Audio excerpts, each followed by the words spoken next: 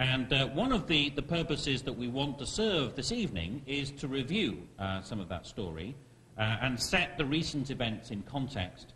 And to do that, I'm very pleased to welcome Dr. Sam Pari, who is a spokesperson for the Tamil community here in Sydney. And if you want to come up, Sam, she's going to tell us a bit more about the history of the conflict and the context in which we could see the recent events. Sam. I've been given the very difficult task of shrinking down 61 years of human rights abuses in Sri Lanka down to 10 minutes. So if I go over time, please do excuse me. Since the surfacing of the Channel 4 video, which you all just saw, several human rights organizations have spoken out and called for an independent inquiry into possible war crimes in Sri Lanka. Human Rights Watch has frequently accused both the Sri Lankan government as well as the Tamil Tigers of war crimes, as have other human rights organizations. The United Nations Special Rapporteur not only called for an independent inquiry after the surfacing of this video, but also pointed out that he had asked permission to visit Sri Lanka on several occasions in the recent past few years, but had been refused repeatedly by the Sri Lankan government. The United Nations High Commissioner for Human Rights, Navi Pillai, has also called for independent investigations into possible war crimes repeatedly over the last several weeks to months. And again, the Sri Lankan government has refused to allow independent inquiries into crimes against humanity. So as you would have heard in that video, the Sri Lankan government categorically denied that the Sri Lankan armed forces or personnel from the Sri Lankan government had anything to do with that video. This denial is not something new to the Sri Lankan government. Furthermore, such evidence showing human rights abuses, crimes against humanity, is also not new to the Sri Lankan government. Over the last several months, and in fact several years, evidence has surfaced showing that the Sri Lankan government is complicit in war crimes. For example, a leaked United Nations document in May said that 20,000 Tamil civilians were killed in the recent military onslaught. Again, the Sri Lankan government denied this. But what was worrying was Minister Mahinda Samarasinghe, on the 18th of May, a day before the Sri Lankan government claimed it had won the war against the Tamil Tigers, said, "All Tamil civilians have been rescued without shedding a drop of blood." Now, who is this minister? He's the Sri Lankan Minister for Disaster Management and Human Rights. So this statement was made days before a United Nations leaked document said that a minimum of 20,000 Tamil civilians may have died because of the Sri Lankan government's military onslaught. Several hospitals and civilian targets within a safe zone declared by the Sri Lankan government were bombed by the Sri Lankan military. This is not just an allegation made by aid agencies and the Tamil people, but also Human Rights Watch, who have documented 30 hospitals that have been bombed by aerial bombing and shelling by the Sri Lankan government. Again, the Sri Lankan government denied this repeatedly. However, in an interview to Sky News by Defence Secretary Gotabaya Rajapaksa, who is also, by the way, the brother of the current president, he defends the Sri Lankan military's artillery shelling of a civilian hospital where 12 civilians were killed. And he says, "No hospital should operate outside the safety zone. Everything beyond the safety zone is a legitimate target." So whilst defending the government's decision to bomb this hospital, he in fact has accepted that bombing did take place of civilian targets, of hospitals, in and outside the safety zone.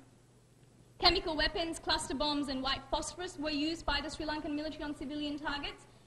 These are all against international humanitarian law and against the laws of war.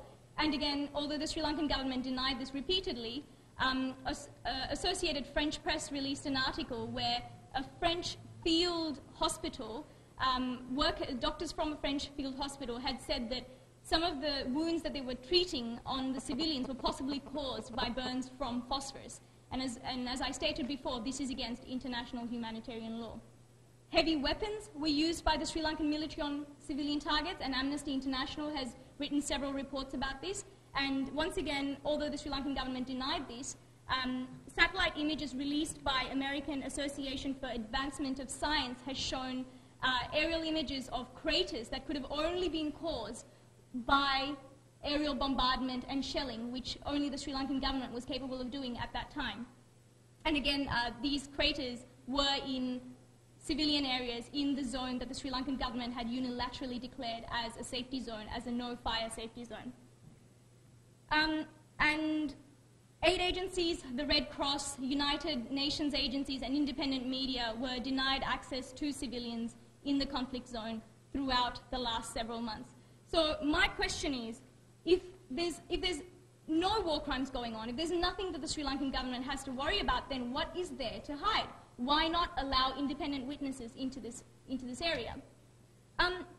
What we saw on the video, and what I've mentioned to you over the last couple of minutes, is not something new to Sri Lanka. It's not a recent deterioration in the human rights record of Sri Lanka, nor is it something unique to the current government. There is a history of systematic discrimination of the Tamil people and other minorities by successive Sri Lankan governments, and I will go through the history of what led to the current human rights emergency in Sri Lanka. So Sri Lanka is a small island situated to the south of India. There are two main languages, Tamil, spoken by the majority of people along the north and east of the island, and Sinhala, spoken by the people who inhabit the central and southwestern regions of the island. Before European colonization, there were three kingdoms, two Sinhalese kingdoms, coloured in red and orange, and one Tamil kingdom coloured in green on this map. Now, although the Sri Lankan government and other supporters of the Sri Lankan government claim that these three kingdoms did not exist, there is very strong evidence that these three kingdoms existed and the Tamils and the Sinhalese lived separately. For example, in June 1979, a letter written by Sir Cleghorn, who was the first British colonial secretary, a letter written to the British government by him states, two different nations from a very ancient period have divided between them the possession of the island. First, the Sinhalese, inhabiting the interior of the country in its southern and western parts, and secondly, the Malabars, or the Tamils, who possess the northern and eastern districts. These two nations differ entirely in their religion, language, and manners. So in 1505, the Portuguese invaded the island and ruled it. In 1658, the Dutch invaded and ruled. And in 1796, the British took control. Now, each kingdom fell at different times to each of these colonizers.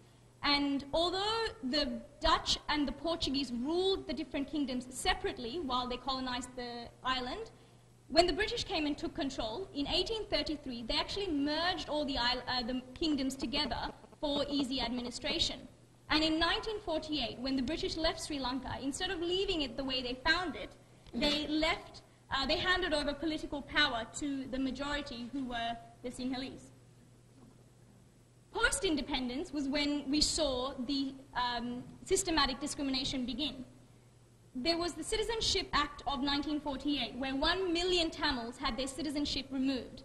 Basically, that meant they had no voting rights. This was 1/3 of the Tamils in the island had their citizenship removed overnight. And the reason for this was these Tamils were of Indian origin. The British had brought a large number of Tamils from India to Sri Lanka to work in the tea plantations. However, these Tamils had lived there for generations before the Citizenship Act was brought in. You know, I look around this room and I see a lot of people with different skin colours, different eye colours. You obviously have come from other countries, and what this Citizenship Act did was to say that because you are of Indian origin, it doesn't matter if you've been here for 1 generation, 2 generations, 3 generations, you were not born in Sri Lanka, your ancestors are not from Sri Lanka, hence you do not have a say in the way Sri Lanka runs the country. In 1948, the Sinhalese colonization of the traditional Tamil homelands began, and the most significant demographic change took place in the east. So you had the government encouraging Sinhalese civilians to buy land, or rather you had the government colonizing Tamil homelands of the north and east and placing Sinhalese people there. And this further jeopardized the political power that the Tamils in the east had, because it diluted their population, and hence the little chance that they had of voting Tamil politicians into parliament was also decreased. In